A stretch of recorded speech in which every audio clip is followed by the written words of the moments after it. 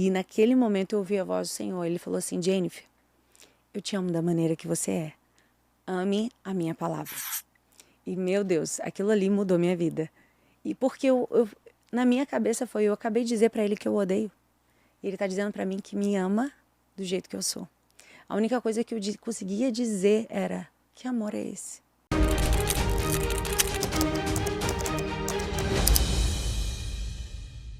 E a minha trajetória ela foi marcada por isso. Embora eu tivesse nascido num lar cristão, aos meus 13 anos foi uma fase muito desafiadora, aquela fase da adolescência. E ali eu tive um encontro com Deus que fez toda a diferença na minha vida. Eu acho que aquele encontro foi a razão de eu estar de pé até hoje, de eu amar ao Senhor. Aquele encontro que eu vivi com Deus mudou toda a minha vida. Então eu acredito que mesmo nascendo num lar cristão, a gente precisa buscar colocar isso nos nossos filhos, que eles precisam ter essa experiência real com o Espírito Santo. Porque filho de crente não é crente, ele precisa viver essa experiência com Deus. E como foi a sua primeira experiência com Deus? Eu digo assim, que a que mais me marcou, de fato, que fez uma mudança na minha vida foi a minha experiência aos 13 anos. Mas a minha primeira experiência com Deus, por eu crescer num lar cristão, foi desde criança. E essa é a diferença. Eu venho de uma família muito simples, morava num bairro muito simples aqui do Rio de Janeiro. Meus pais quase não tinham condição. Eu lembro que eu quase não tinha bonecas, quase não tinha brinquedos. A que eu tinha era uma que tirava a peruca, ela ficava careca. Você apertava a Barbie assim, a perna afundava. Aquela bem baratinha mesmo. Mas eu tinha uma vizinha que ela tinha muitas Barbies das boas, que era muito cara antigamente, eu acho que é cara até hoje. E ela me chamava para brincar na casa dela. E ela tinha um tio que tinha condição financeira e dava essas Barbies. E ele viajava e trazia de fora essas Barbies para ela.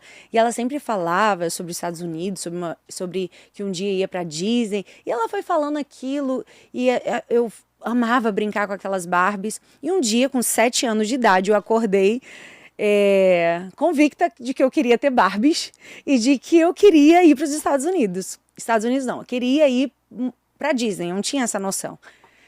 E eu acordei e falei assim: mãe, quero muito ir pra Disney, quero muito ter Barbies. A minha mãe assim, tipo assim: oi minha filha, mas o que eu amo é porque minha mãe não abortou o meu sonho. Ih, seu pai não tem condição, esquece, isso daqui não é pra você, não. Ela falou assim: minha filha, seu pai não tem condição, mas pede a Deus, que Deus ele pode te dar. E aí eu lembro que eu saí da cozinha, olhei pro céu, subi no sofá, olhei pro céu, o céu bem azul. E eu falei assim: Deus, eu queria muito ir pra Disney, eu queria muito ter Barbies. E eu falei assim com todo o meu coração. 3 meses depois, meu pai é militar da Marinha do Brasil. E isso não acontece, gente. O que aconteceu na minha família não é algo comum. Meu pai, 3 meses depois, ele foi convidado para ser transferido para os Estados Unidos, morar em Pensacola, na Flórida. E na Flórida, onde fica a Disney. E geralmente, quando um militar ele vai sozinho, não pode levar a família. E essa missão podia levar toda a família. Então, a Marinha arcou com tudo isso, porque eles tinham comprado um helicóptero da Marinha dos Estados Unidos e toda essa papelada, meu pai foi escolhido para ir com essa equipe. E eu morei quase 2 anos nos Estados Unidos, fui alfabetizada nos Estados Unidos. Então, foi uma experiência muito linda que eu vivi na oração. Como Deus, ele ouve uma oração sincera. Não foi uma oração com palavras bonitas, foi uma oração de uma criança, mas foi um pedido sincero. E ali eu fui para Disney várias vezes, tive várias Barbies. Então essa foi a minha primeira experiência com Deus, algo que marcou minha vida. Mas na minha infância eu fui marcada por algo muito negativo, foi o abuso, né, que eu sofri. Eu já conto isso no meu testemunho. E quando você é criança e passa por isso, e na verdade é um tema até que está sendo muito atual ultimamente, a criança ela não sabe dizer o que aconteceu com ela. Ela sabe sinalizar que o que aconteceu com ela não foi algo certo. Ela consegue perceber isso. Mas à medida que você vai crescendo, você vai tomando consciência do que de fato te aconteceu. E foi exatamente isso. Aos meus 12, 13 anos, eu fui tomando consciência do que me aconteceu e dentro de mim foi gerando uma revolta. Quando a gente morou 2 anos nos Estados Unidos, voltamos para o Rio de Janeiro, meu pai foi transferido com 12 anos, quando eu tinha 12 anos de idade, meu pai foi transferido para Natal. E essa mudança de escola, mudança de igreja, gerou muita revolta dentro de mim. Então eu fiquei muito revoltada, porque eu queria participar do coral dos adolescentes da minha igreja. Eu estava esperando dar 12 anos para entrar no coral. Quando eu faço 12 anos, meu pai é transferido. E essa mudança toda foi muito revoltante, e essa adaptação. Porque o Nordeste é muito diferente do Sudeste. Muda um pouco, né? Eu falava, gente, eu não vou gostar. E, na verdade, hoje eu sou grata por ter morado no Nordeste. Foi um dos lugares mais incríveis, que mudou minha vida. Foi lá que você teve essa experiência. Que marcou minha história. Eu digo que foi em Natal, lá em Rio Grande do Norte. E lá eu fiquei revoltada, comecei a dar muito trabalho na escola. Minha mãe começou a ir muito na coordenação, porque eu bati em todo mundo, olha só. Era braba. E aquela revolta foi tomando conta de mim. E eu me lembro que eu cheguei no meu quarto, meu pai me colocou de castigo. E eu cheguei no quarto e falei assim, Deus, quer saber? Eu te odeio. O Senhor pode sair da minha vida. O Senhor não faz diferença nenhuma ter o Senhor na minha vida. O Senhor não se importa comigo. Olha onde eu vim parar. Olha, não tenho meus amigos, não tenho mais ninguém. E outra, o inimigo usou daquela oportunidade, porque o inimigo ele não poupa você na sua fase de vulnerabilidade. Ele vai usar o momento que você está mais fraco mesmo para te bombardear. E ali ele começou a colocar complexo de inferioridade em mim. Ele falava assim, você é feia, ninguém vai querer casar com você. Então você vê que muitos adolescentes eles sofrem com essa crise de se olhar no espelho, de não se identificar, de achar que é feio, que nunca ninguém vai querer ele. E eu vivi essa fase. E um desses dias que eu estava lá de castigo, eu falei, Deus, eu te odeio. Pode sumir da minha vida. Eu não quero mais. O Senhor não se importa. Mas a Bíblia diz que quando a gente fere o Senhor, a gente quer ferir o Senhor, na verdade a gente não fere a Ele. A gente fere a nossa própria alma. E quanto mais eu falava aquilo, com mais tristeza eu sentia, mais mágoa eu sentia dentro de mim mesmo. E naquele momento eu estava sentado no chão e eu senti um abraço. Sendo que eu nunca tinha ouvido falar de um Deus que abraça. Veja, isso antigamente, a gente não tinha as canções de hoje que falam, ai pai, me abraça, ah, pai, me pega no colo. Não, antigamente era música mais Deus do fogo, Deus do poder, Deus da bênção, mas não Deus que abraça, não Deus que pega no colo. A gente não conhecia um Deus assim, eu nunca tinha ouvido falar. E eu levantei a cabeça, eu achei que minha mãe tivesse entrado no meu quarto. E o ambiente do meu quarto mudou. E naquele momento eu ouvi a voz do Senhor. Ele falou assim, Jennifer, eu te amo da maneira que você é. Ame a minha palavra. E, meu Deus, aquilo ali mudou minha vida.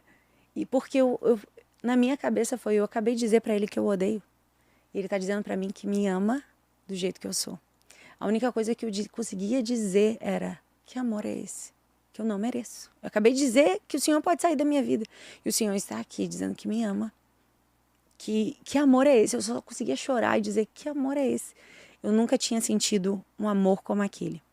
A partir dali, a minha vida mudou. E eu digo que aonde talvez eu não tive instrução dos meus pais, aonde me faltou talvez uma orientação, eu recebi através da sua palavra. Foi quando ele disse a minha palavra. Eu preguei a Bíblia e para onde eu ia, eu levava a Bíblia. Se eu ia para o intervalo na escola, eu estava com a Bíblia. No ensaio, eu comecei a levar a Bíblia. Eu era aquela que eu sempre tive um espírito de liderança e eu influenciava todo mundo. Então, eu influenciava nos ensaios, eu era muito bagunceira, conversava, não queria saber nada. Eu me lembro no primeiro ensaio que eu fui com a Bíblia na mão. E eu fiquei aquela assim, apaixonada. Eu comecei a ler e fui ler os livros mais difíceis da Bíblia. Eu não entendia nada, mas eu falava, não estou entendendo, mas eu estou lendo. E assim eu fui insistindo, né? E quem diria que Deus ia me fazer uma pregadora da palavra.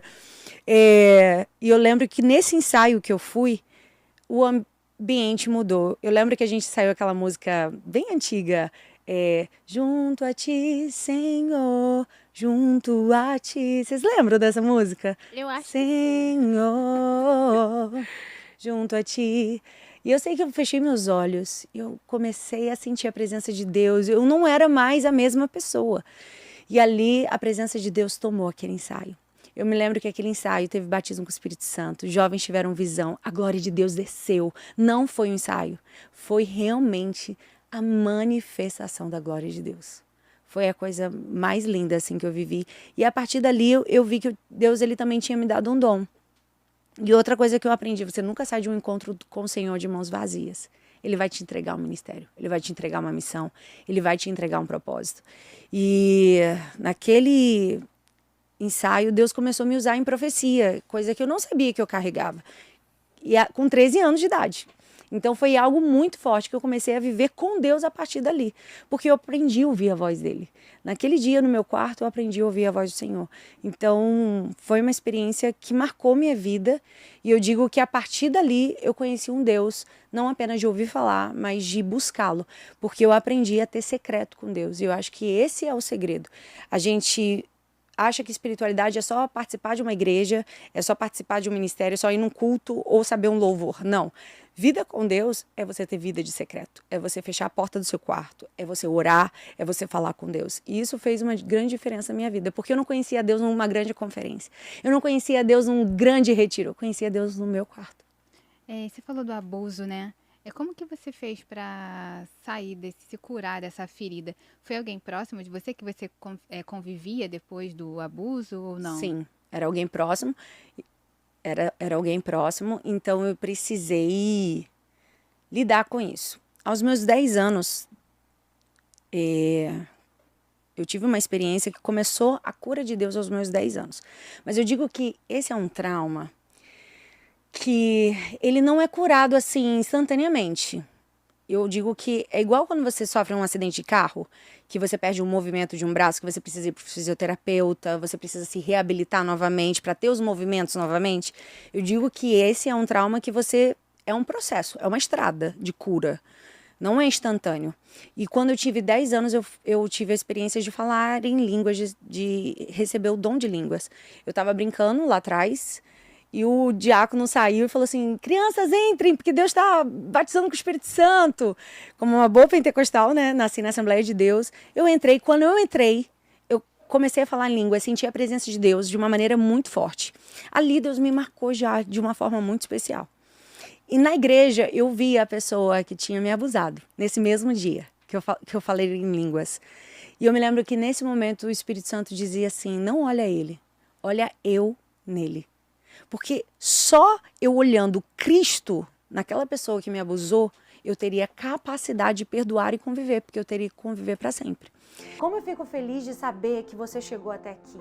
A minha oração é que esse vídeo possa gerar muitos frutos na sua vida.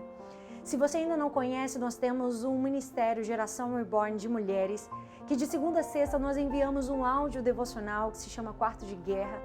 É gratuito, é só você entrar, ser abençoada. Acontece tanto no Telegram quanto no WhatsApp.